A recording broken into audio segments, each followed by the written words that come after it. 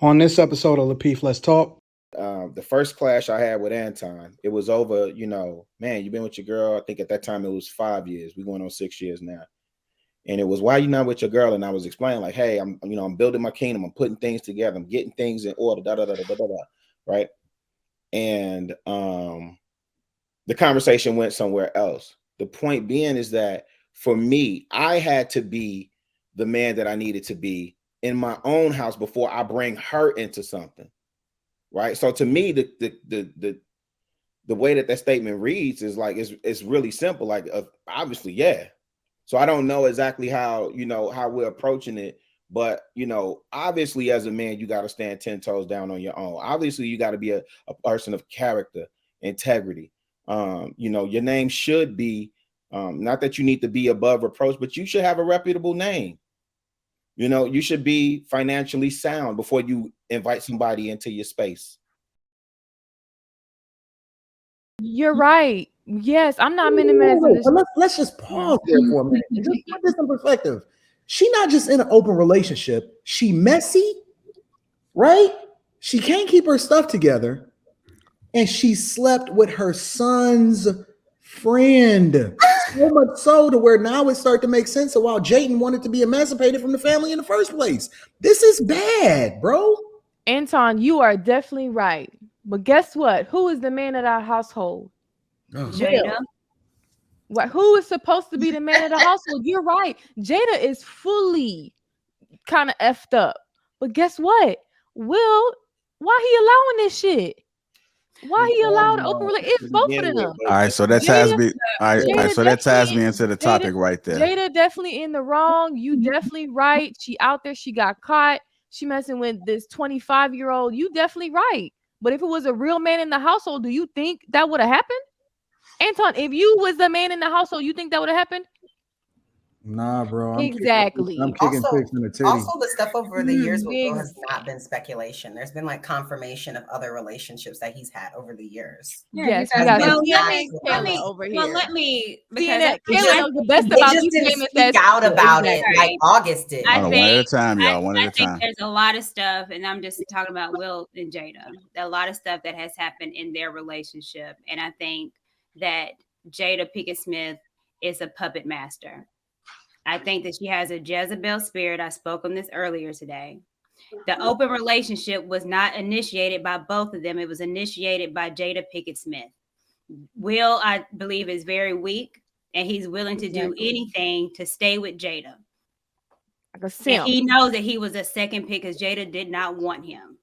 But however, since she got him, she didn't want to marry him. She specifically said, I don't want to marry you. As a matter of fact, when she walked down the aisle, she was crying tears and was pissed off. That open relationship that had Will wanted monogamy, and that's what they had for a long time. It was Jada that brought it up. She was used to unconventional marriages and told Will, this is what I want. And they talked about it and he gave into it. And she's the only one out here spreading her legs for every Tom, Dick, and Harry, putting it all on pictures, hooked up with all the Alcina, embarrassing the family. So even if they agree with it, it's called being tactful, being classy, and quit ruining that man's brand. But she doesn't care. She doesn't care because, again, I think it's a spirit in that lady and that she wants to have all kind of power and attention directed towards her. And poor Will's got done sucked in, and now he's lost and doing stuff because of Jada. And that's what I believe. He chose that woman, though.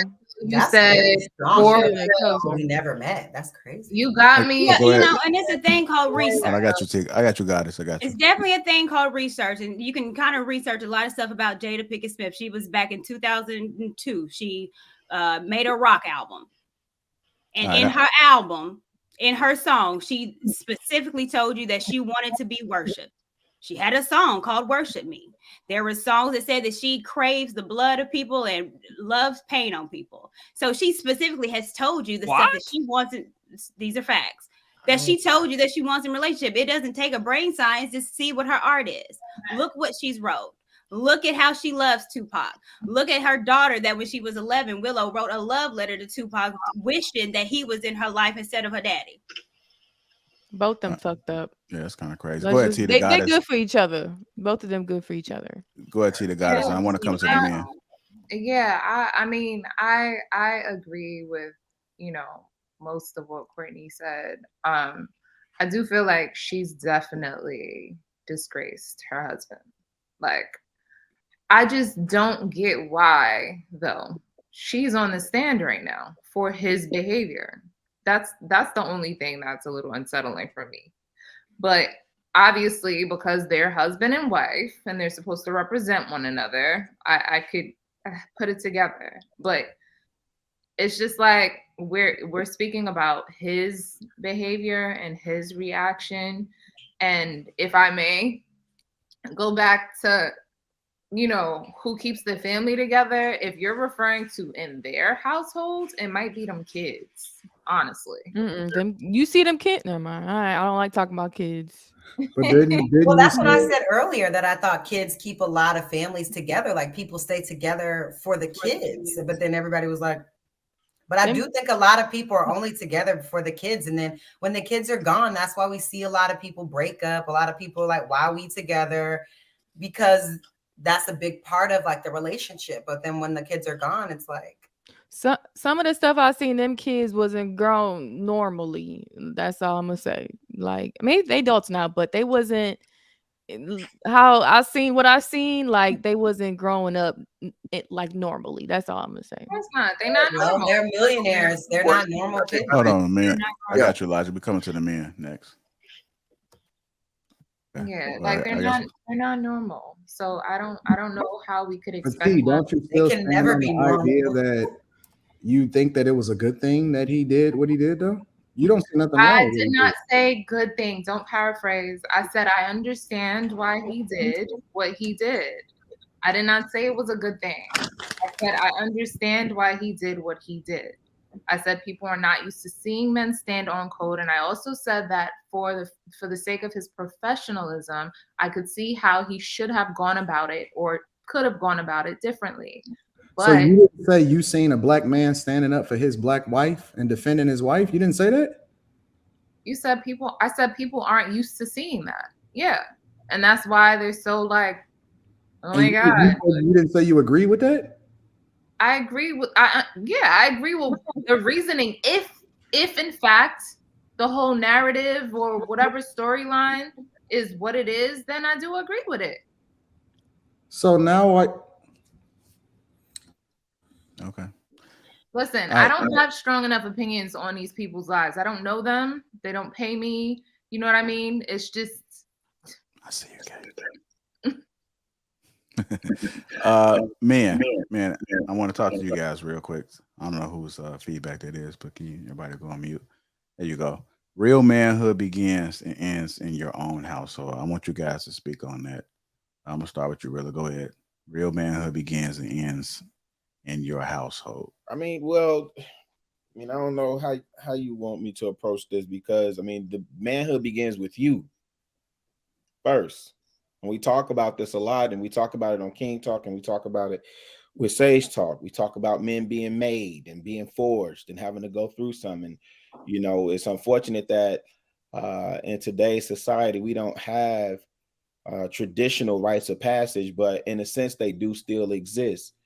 And so even before, like the funny thing is, you build is one of the things that was a contentious point for me was that when the first clash I had with Anton, it was over, man, you've been with your girl. I think at that time it was 5 years. We're going on 6 years now.